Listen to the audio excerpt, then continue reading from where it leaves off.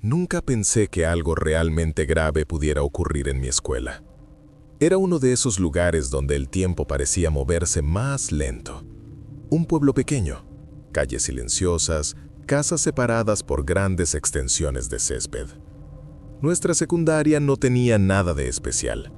No era una de esas escuelas enormes de ciudad con promociones de 1000 estudiantes. Mi generación apenas rozaba los 200, lo suficiente para que conocieras a casi todos, aunque no fuera su amigo. Caminabas por los pasillos y reconocías caras. Sabías quién salía con quién jugaba fútbol, quién era bueno en matemáticas. Y también sabías quién era diferente. Luke era diferente. No por su apariencia. No vestía raro, no tenía cicatrices visibles ni una presencia inquietante. Si lo vieras en una foto grupal, jamás lo señalarías como el extraño. Pero Luke no hablaba. Nunca. En clase, silencio. En el almuerzo, silencio. En los pasillos, silencio. Al principio creí que era tímido. Todos hemos conocido a alguien así. Pero con el tiempo, entendí que no era simple timidez. Era como si viviera detrás de un vidrio invisible que lo separaba del resto. Yo compartía con él una clase optativa de computación. Era una de esas aulas viejas con computadoras enormes y ruidosas, pantallas gruesas que parecían televisores antiguos. El salón estaba dividido por un pasillo central. 2 columnas de mesas, 4 filas por lado, cada estudiante con su propio equipo. Luke siempre se sentaba en el mismo lugar. Segunda fila, asiento más a la izquierda, sin nadie al lado. No porque estuviera reservado, sino porque nadie se sentaba allí. Al principio nadie decía nada, pero a mitad del semestre, algunos seniors empezaron a notar su silencio. Y comenzaron las bromas. ¿Alguna vez lo han escuchado hablar? Creo que si habla se rompe el universo. Es inquietante. El profesor nunca intervenía. Era de esos docentes que preferían mirar hacia otro lado. Las burlas empezaron como comentarios sueltos. Luego fueron risas cuando el maestro hacía preguntas. Luego imitaciones. Luego pequeños proyectiles de papel. Recuerdo perfectamente el momento en que algo cambió para mí. Un pedazo de papel voló desde el fondo del aula y golpeó la parte trasera de Luke. Él se giró lentamente. Nunca olvidaré su expresión. No era rabia pura, no era tristeza pura. Era algo peor. Era una mezcla de humillación, cansancio y algo más profundo que en ese momento no supe identificar. Los seniors se rieron. No fui yo, fue él. Yo bajé la mirada.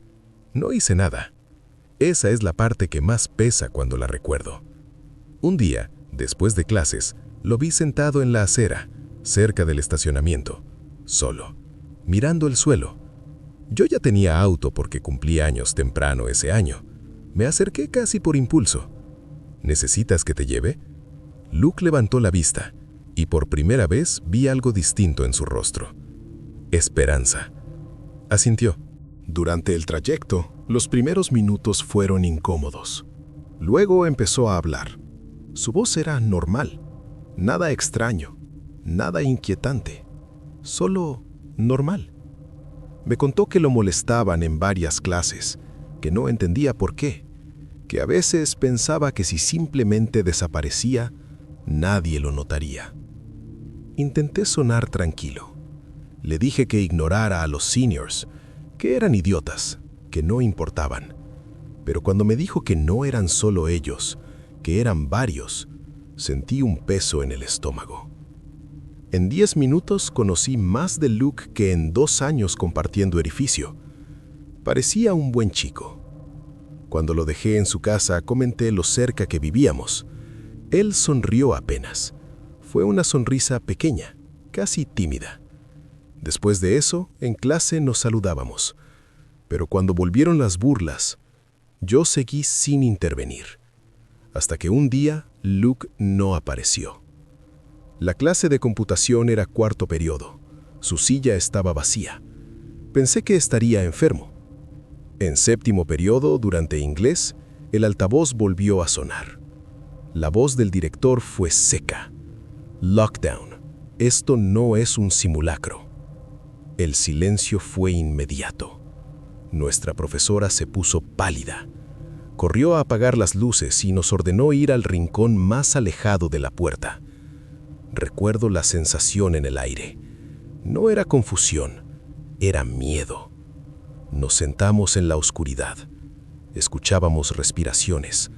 Algunos intentaban reír nerviosamente. Pasaron 20, tal vez 30 minutos. Luego el altavoz volvió a sonar. Alguien con máscara y una bolsa negra había intentado entrar a la escuela. Alguien sospechó que podía haber armas. Las puertas se cerraron a tiempo. La policía ya estaba allí. El día terminó antes. Recuerdo que era viernes. Fui a casa con algunos amigos. Hablamos del susto, hicimos bromas incómodas, intentamos convencernos de que todo estaba bien. Pero esa noche, algo cambió para siempre. Me desperté por un sonido suave. Tap, tap, tap, en mi ventana. Al principio pensé que estaba soñando. Luego lo vi, una silueta al otro lado del vidrio. Mi corazón empezó a latir tan fuerte que sentía el pulso en la garganta. Me acerqué lentamente. ¿Quién es? Silencio. Luego una voz. Soy yo, Luke. Sentí que el suelo desaparecía bajo mis pies. Abrí la ventana apenas unos centímetros. ¿Qué haces aquí? ¿Cómo me encontraste? Luke habló con calma, demasiada calma. Intenté hacer algo malo hoy, y en ese instante, todo encajó. Intenté hacer algo malo hoy. Esas palabras no las gritó, no las susurró, las dijo como si estuviera confesando que olvidó hacer la tarea. Y eso fue lo que más miedo me dio. En ese instante todo encajó. La máscara, la bolsa negra, el lockdown, su ausencia en clase. Sentí que la sangre me abandonaba la cara. ¿Fuiste tú?, pregunté antes de que pudiera detenerme. Hubo una pausa. No parecía estar decidiendo qué responder. Parecía estar decidiendo cuánto decir. Sí. Así, sin dramatismo. El mundo siguió igual afuera.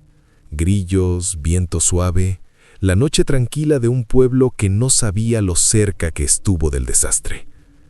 Yo sí lo sabía ahora. ¿Qué había en la bolsa?, pregunté. Luke bajó la mirada. No importa. Pero sí importaba. Importaba demasiado. No le pregunté directamente si llevaba un arma. Creo que tenía miedo de escuchar la confirmación, porque si lo decía en voz alta, se volvía real. Me arrepentí. Esa frase fue la segunda que más me marcó. No dijo, era una broma. No dijo, solo quería asustarlos. Dijo que se arrepintió. Eso implica intención. Eso implica que hubo un momento en que no estaba arrepentido. El silencio entre nosotros se volvió insoportable. Yo sostenía la ventana apenas abierta, como si esa pequeña rendija fuera la única barrera entre mi vida normal y algo irreparable. ¿Por qué viniste aquí?, pregunté finalmente. Su respuesta fue inmediata. Porque tú fuiste amable conmigo. Sentí algo quebrarse dentro de mí. De todas las personas en la escuela, de todos los adultos, de todos los compañeros, ¿vino a mí? Porque le ofrecí un viaje a casa, porque lo traté como persona durante 10 minutos. Y eso me golpeó con una culpa que todavía no sé procesar.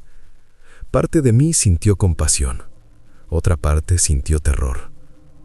Luke, dije, intentando mantener la voz firme, necesitas ir a la policía. Negó lentamente. No entienden. Entonces habla con tus padres. No entienden. Empezaba a notar algo en su mirada. No era rabia, no era desesperación.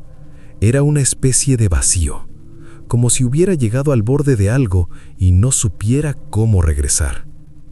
¿Qué ibas a hacer?, pregunté, aunque no estaba seguro de querer saber. Se quedó callado. Demasiado tiempo. Y en ese silencio mi mente completó la respuesta con imágenes que jamás he podido borrar. Pasillos llenos de estudiantes, gritos, sirenas, sangre en el suelo brillante bajo las luces fluorescentes. No necesitaba que lo dijera. Lo vi en sus ojos. Solo quería que se detuviera, murmuró. No dijo, quería hacerles daño. Dijo, quería que se detuviera. Como si la violencia fuera una solución lógica a la humillación constante. Como si el dolor pudiera equilibrarse con más dolor. Ahí entendí algo que me perseguiría durante años. Nadie se despierta un día siendo un monstruo. Se construye. Lentamente. Comentario tras comentario, risa tras risa, indiferencia tras indiferencia. Y yo fui parte de esa indiferencia. No puedo dejarte entrar, dije finalmente. Fue la decisión más fría que he tomado en mi vida. Vi cómo algo en su rostro cambió. No enojo, decepción. Solo quería hablar, dijo. No puedo.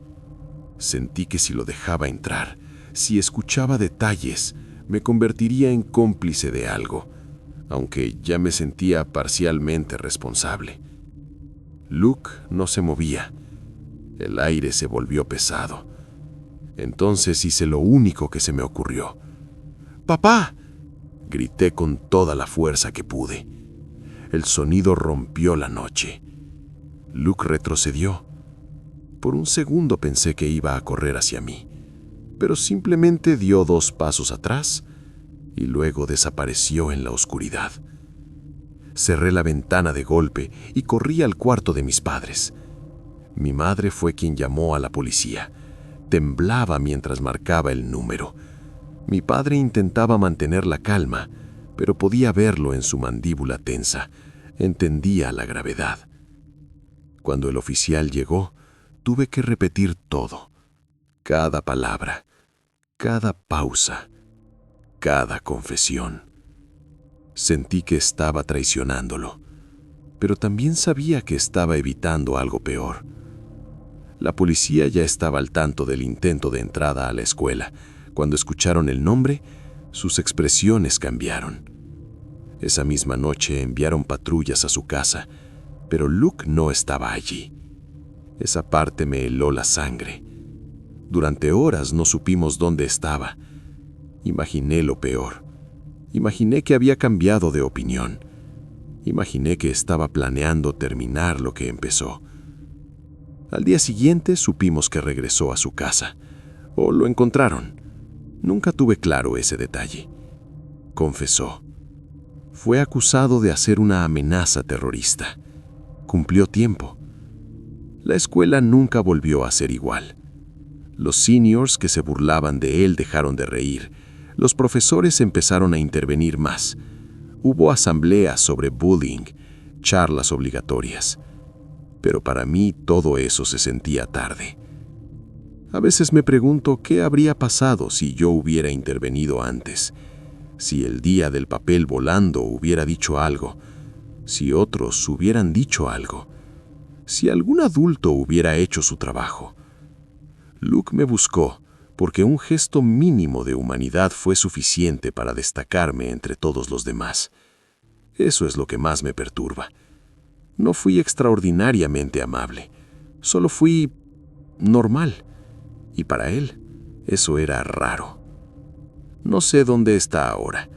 Sé que salió hace años. No sé si sigue en el pueblo. No sé si cambió su nombre. No sé si encontró ayuda. Quiero creer que sí.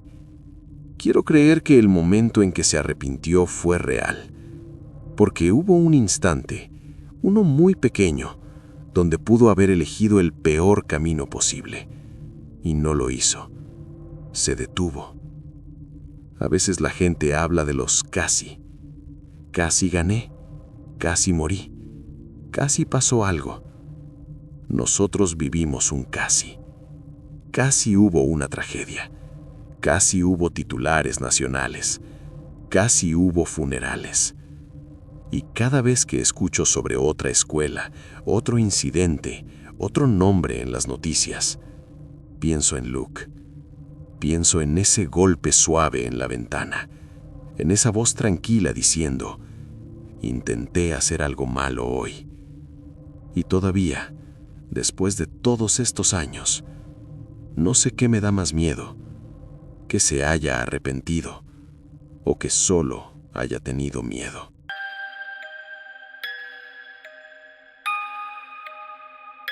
Nunca imaginé que el pasado volvería a buscarme en un salón de sexto grado. Vivo en las afueras de Filadelfia, no exactamente en la ciudad, pero lo suficientemente cerca como para sentir su peso cuando algo grande ocurre. Mi casa está en una zona relativamente tranquila. No rural, pero tampoco urbana. Somos 3 en casa: mi hijo, mi hijastra y yo. Digo hijastra, aunque legalmente es mi hija. Es la hija de mi mejor amiga, Joan. En 2016, Joan fue asesinada por su esposo. Su caso apareció en titulares nacionales. Con el tiempo se descubrió que él estaba vinculado a varios homicidios más. Fue condenado a múltiples cadenas perpetuas consecutivas sin posibilidad de libertad condicional. Pensé que eso era el final de la historia. Pensé que el peligro había terminado en la sala del tribunal. Estaba equivocada. Soy maestra de secundaria en la escuela de mi hijo. Él está un grado debajo de los cursos que enseño. Mi hija está un grado arriba. Sus salones están cerca del mío. Eso siempre me dio tranquilidad. Poder verlos durante el día. Saber que si algo ocurría, yo estaría ahí. El 30 de marzo de 2020 fue un lunes extraño. El mundo ya empezaba a hablar de cierres, de pandemia, de incertidumbre. Pero nuestra escuela todavía funcionaba con normalidad. Estábamos en una zona apartada. La siguiente escuela quedaba a casi 10 millas. La gasolinera más cercana a 2. El parque más próximo a unos 600 metros. No era un lugar de paso. Era un lugar aislado. Estaba enseñando matemáticas a 6º grado cuando mi teléfono vibró. Notificación del sistema escolar. Alguien está aquí para recoger a su hija. Mi estómago se tensó al instante. Mi hija no tenía citas médicas. No había familiares cercanos en un radio de 10 millas. Yo estaba literalmente en el edificio. Respondí de inmediato. Estoy en la escuela. Nadie debe recogerla. La respuesta tardó unos segundos. Dice ser su padre biológico. Sentí que el aire se volvía pesado. La escuela no tenía esa información registrada. Legalmente, él no figuraba como tutor. Después de lo que hizo, jamás volvería a tener acceso a ella. Mi mente empezó a correr antes de que pudiera organizar pensamientos coherentes. ¿Cómo? ¿Cómo podía estar ahí? Pasaron unos minutos de silencio en la línea. La secretaria dijo que llamaría al director. No me quedé esperando. Llamé directamente al aula de mi hija. Envíenla a mi salón ahora mismo. Colgué. Volví a mirar a mis estudiantes. Intenté mantener la voz estable mientras explicaba fracciones en la pizarra. Por dentro, algo gritaba. 10 minutos después, mi hija entró a mi salón. La senté en el escritorio junto al mío. Le dije que era solo un pequeño error administrativo. No quería asustarla. No quería que viera el miedo en mis ojos. No pasaron ni 10 minutos más cuando el sonido que ningún educador quiere escuchar atravesó el edificio. La sirena del lockdown. No el anuncio por altavoz, la sirena. Mis estudiantes me miraron. Yo ya sabía. Sabía que no era un simulacro. Empujen los escritorios contra la puerta. Ahora. No grité, pero mi voz no admitía discusión. Las ventanas fueron cubiertas, las luces apagadas. Los niños se agruparon en la esquina más alejada. Mi hija me miró, y en sus ojos vi algo que no veía desde 2016.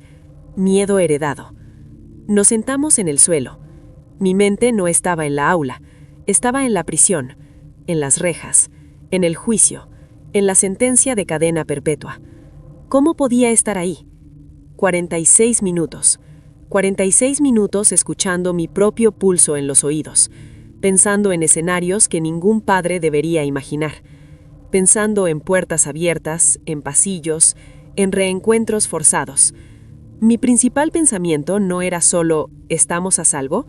Era ¿cómo salió? Porque si estaba ahí, significaba que algo había fallado, y si algo había fallado, no sabíamos hasta dónde.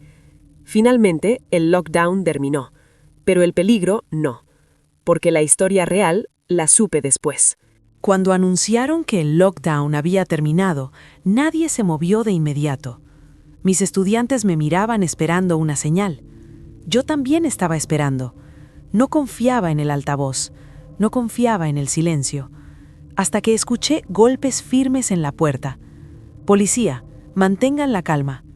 No abrí. Deslicen sus identificaciones por debajo de la puerta. Hubo un segundo de pausa. Luego vi las placas. Solo entonces moví los escritorios. Solo entonces respiré. Fuimos escoltados fuera del salón. El pasillo estaba lleno de oficiales, algunos armados, otros hablando por radio. Mi hija caminaba pegada a mí. No pregunté nada frente a los niños, pero cuando nos llevaron al gimnasio, un oficial se acercó directamente a mí. «Necesitamos hablar con usted». Mi estómago volvió a caer. Me llevaron a una oficina lateral. Cerraron la puerta. «¿Cómo conoce usted a este hombre?» No dijeron su nombre. No hacía falta. «Era el esposo de mi mejor amiga», respondí. «Está cumpliendo cadena perpetua». El oficial intercambió una mirada con otro agente. Hubo un traslado esta mañana. Y ahí empezó la pesadilla. Un autobús penitenciario transportaba internos a otra instalación. En algún punto del trayecto, un vehículo se cruzó de manera violenta y chocó contra el autobús. El impacto fue devastador. 10 prisioneros murieron en el lugar. 2 guardias quedaron inconscientes. 20 internos escaparon. 20. Entre ellos, él. Sentí que la habitación se inclinaba. ¿Y vino aquí?, pregunté. Sí. No pregunté cómo supo dónde estaba su hija. No pregunté cómo encontró la escuela, porque sabía la respuesta. La había observado durante años. Sabía nuestras rutinas, sabía nuestra zona, sabía que yo trabajaba ahí. La policía ya estaba en mi casa esperando que apareciera allí primero, pero nunca fue. Cuando recibieron la notificación de intento de recogida en la escuela, entendieron de inmediato que uno de los fugados estaba relacionado con esa dirección. «Llegamos antes de que pudiera entrar al edificio», dijo el oficial. «Antes». Esa palabra se quedó conmigo. Antes. ¿Qué habría pasado si hubieran llegado después? No necesitaba imaginar demasiado, porque no se trataba solo de un hombre con antecedentes.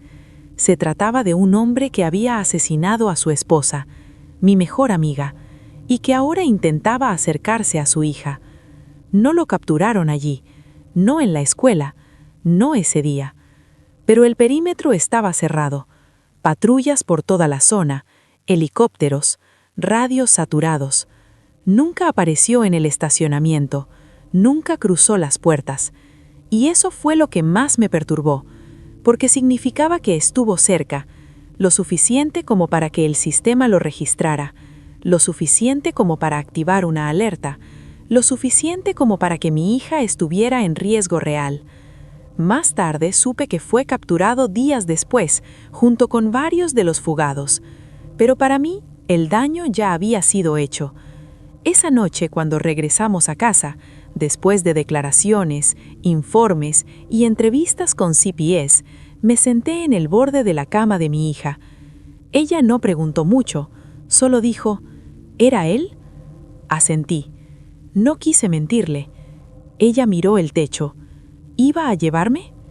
No supe qué responder, porque la verdad era que no lo sabía. Tal vez solo quería verla, tal vez quería escapar, tal vez quería algo peor, pero en mi mente había una imagen que no podía borrar. Un hombre que ya había quitado vidas, un hombre que no tenía nada que perder, un hombre que sabía exactamente dónde encontrar lo que quedaba de la suya. Esa noche no dormí. Revisé puertas, ventanas, alarmas. Me senté en la oscuridad de la sala escuchando cada sonido. Por primera vez desde el juicio, entendí que la sentencia no había cerrado la historia, solo la había pausado. Durante semanas después, la escuela implementó protocolos más estrictos, cambios en verificación de identidad, puertas cerradas permanentemente, comunicación directa con autoridades. Pero para mí, la sensación de seguridad se rompió ese día, porque comprendí algo que nadie quiere aceptar. No siempre puedes mantener el pasado enterrado.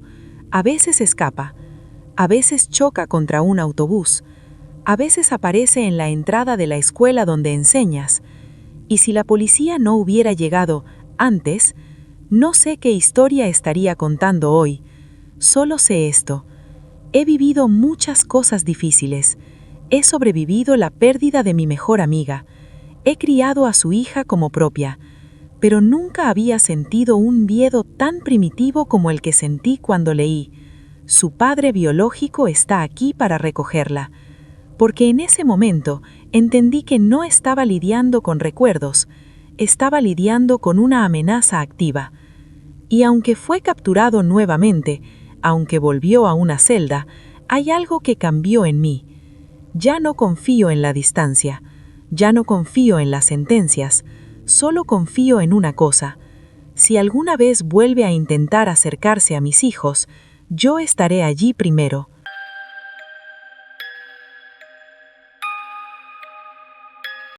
Si tenías internet en 2016, probablemente recuerdes a los payasos. Aparecían en noticias, en Facebook, en videos borrosos grabados desde autos. Adultos decían que era una moda estúpida, una broma viral, gente buscando atención. Pero si tenías 10 años, no era una broma, era terror puro. Yo estaba en 5º grado. Vivía, y todavía vivo, en un barrio suburbano tranquilo, de esos donde las calles tienen nombres de árboles y las casas parecen copias unas de otras. Nunca pasaba nada extraño. Nunca. Mi escuela primaria estaba rodeada por césped bien cuidado y detrás del edificio una pequeña franja de árboles. No era un bosque profundo, solo una línea de árboles que separaba la escuela de una calle trasera poco transitada. Ese día parecía normal. Era alrededor de la 1 p.m. El aula estaba en silencio, salvo por algunos susurros. Trabajábamos en una tarea aburrida. La luz del sol entraba por las ventanas laterales. Y entonces, una voz rompió la calma. «¡Hay un payaso afuera!» Era la voz aguda de una compañera. Recuerdo perfectamente cómo sonó. No gritó, lo dijo confundida. Algunos nos levantamos casi por reflejo. Me acerqué a la ventana, y ahí estaba. No a lo lejos, no cruzando la calle. Estaba a pocos metros del vidrio, mirándonos. El traje era rojo y amarillo, pero estaba sucio, arrugado, como si hubiera dormido con él puesto. El maquillaje blanco cubría su cara, con negro alrededor de los ojos. La sonrisa pintada era exagerada, demasiado amplia. Pero lo que me paralizó no fue la pintura, fue su expresión. No estaba actuando, no estaba haciendo trucos, solo estaba de pie, mirando directamente hacia nuestra aula, sonriendo. Después de unos segundos, empezó a saludar, lentamente. No era un saludo entusiasta, era lento, medido, mecánico. Algunos niños se rieron, otros retrocedieron. Yo no podía moverme. Sentí esa sensación extraña en el estómago que solo aparece cuando algo no está bien, aunque no sepas explicar por qué. Nuestra profesora, la señora Ricker, caminó hacia la ventana con paso firme. Miró al hombre durante un par de segundos y dijo a través del vidrio: «Las clases están en sesión, necesita irse». El payaso no reaccionó, ni un gesto, ni una inclinación de cabeza. Solo siguió sonriendo y saludando. El aula quedó en penumbra. Tomó el teléfono fijo que estaba junto a la puerta y salió al pasillo para hablar en voz baja. Recuerdo ese momento con claridad. El silencio cambió. Ya no era el silencio de una clase trabajando. Era el silencio de niños intentando entender si estaban en peligro. La señora Ricker volvió, colgó el teléfono y miró hacia la ventana. Subió ligeramente una persiana. Él seguía allí, en la misma posición, mismo saludo, misma sonrisa. Fue entonces cuando algo cambió en su rostro. Preocupación real. Cerró todas las persianas. No pasaron ni 2 minutos cuando el altavoz se activó. La voz del director sonó diferente, más firme, más tensa. Personal, lleven a sus aulas a formación del lockdown. No dijeron simulacro, no dijeron ejercicio, y aunque yo tenía 10 años, entendí la diferencia. La señora Ricker apagó las luces. Todos debajo de sus escritorios, ahora. Las risas desaparecieron. Nos metimos bajo los pupitres, las rodillas contra el pecho, mochilas apretadas contra el cuerpo. Escuché a alguien sollozar. Escuché a alguien reír nerviosamente. Escuché mi propia respiración demasiado fuerte en mis oídos. Desde el suelo, solo podía ver los pies de mis compañeros y la franja de luz bajo la puerta. Intenté convencerme de que era una broma, un adulto disfrazado buscando atención, pero algo no encajaba. Si solo quería asustar, ¿por qué quedarse mirando niños de primaria? Pasaron 30 minutos eternos. Finalmente el altavoz volvió a sonar. El lockdown ha terminado. La situación ha sido controlada. Eso fue todo. No dieron explicaciones. No dijeron si lo atraparon. No dijeron quién era. Solo que se había ido. Las clases continuaron como si nada. Pero nada era igual. Durante la salida, todos hablaban del payaso. Los profesores intentaban minimizarlo. Seguro era alguien haciendo una broma. Pero yo no sentí que fuera una broma. Porque cuando alguien quiere hacer una broma, no se queda mirando tanto tiempo. Esa noche pensé que la historia terminaría ahí. Pero no fue así. Porque el payaso volvió. Y esta vez, no estaba frente a un aula.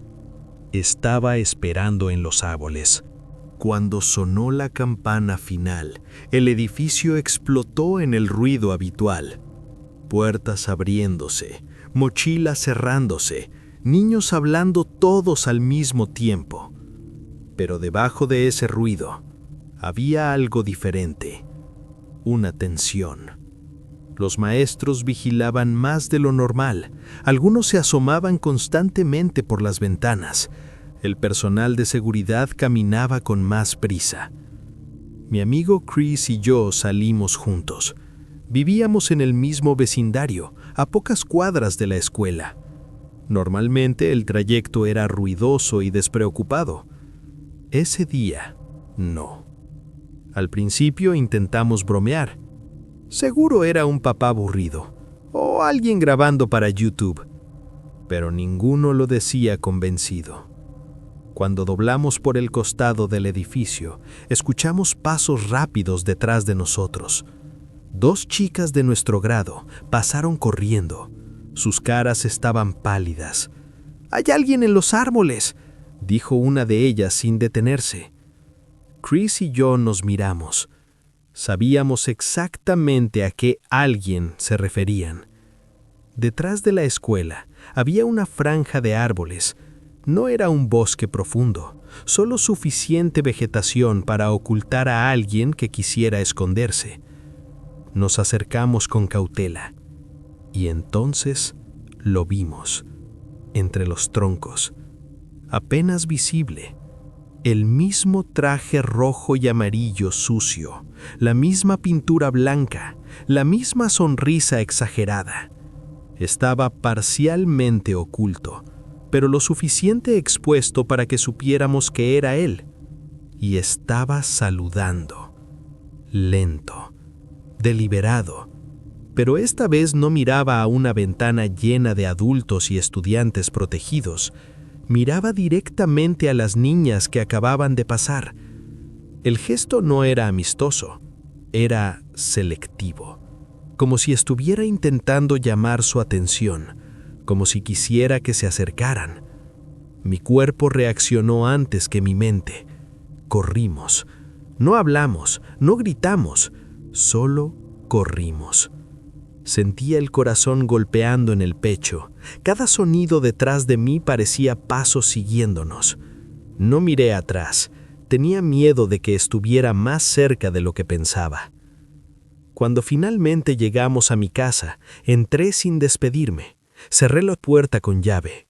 Corrí a la cocina. ¡Mamá! Ella supo al instante que algo no estaba bien. Le conté todo. La ventana, el lockdown, los árboles. Mientras hablaba, noté que su expresión cambiaba. Ya no era escepticismo, era preocupación real. Llamó a la escuela. Más tarde supe que otros padres también llamaron, que la policía volvió a patrullar la zona, que revisaron los alrededores. No encontraron a nadie. Eso fue lo que más me perturbó. No lo atraparon. No lo identificaron. No hubo explicación oficial. Solo desapareció. Esa noche no pude dormir. Cada sombra en mi habitación parecía una silueta. Cada crujido de la casa se transformaba en pasos imaginarios. Lo que más me inquietaba no era su disfraz, era el hecho de que volvió.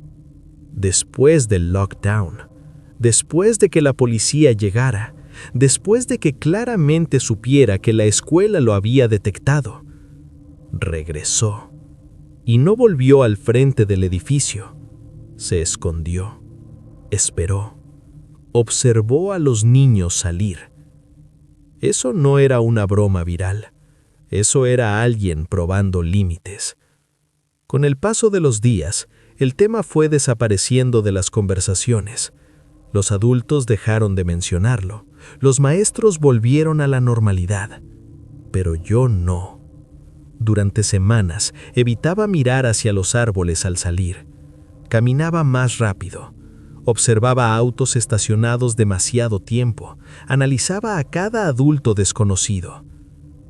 Hay algo que nadie te dice cuando eres niño. El momento en que entiendes que los adultos no lo controlan todo, cambia algo dentro de ti. Yo siempre pensé que la escuela era el lugar más seguro del mundo, que si algo extraño ocurría, alguien lo resolvería. Ese día entendí que a veces solo reaccionan, que a veces no saben quién está detrás de la máscara. Años después, cuando crecí y volví a pensar en ese día, intenté racionalizarlo. Más bien era alguien buscando atención. Más bien un adolescente imitando la tendencia nacional. Más bien un adulto perturbado. Pero hay un detalle que nunca puedo ignorar. La manera en que saludaba. No era exagerado como en los circos. No era cómico. Era lento. Como si tuviera todo el tiempo del mundo. Como si disfrutara el miedo. Y sobre todo, como si supiera que no podían hacerle nada. A veces me pregunto qué hubiera pasado si una de esas niñas hubiera sido más curiosa, si alguien hubiera decidido acercarse, si en lugar de correr, hubiéramos dudado. Tal vez nada, tal vez todo.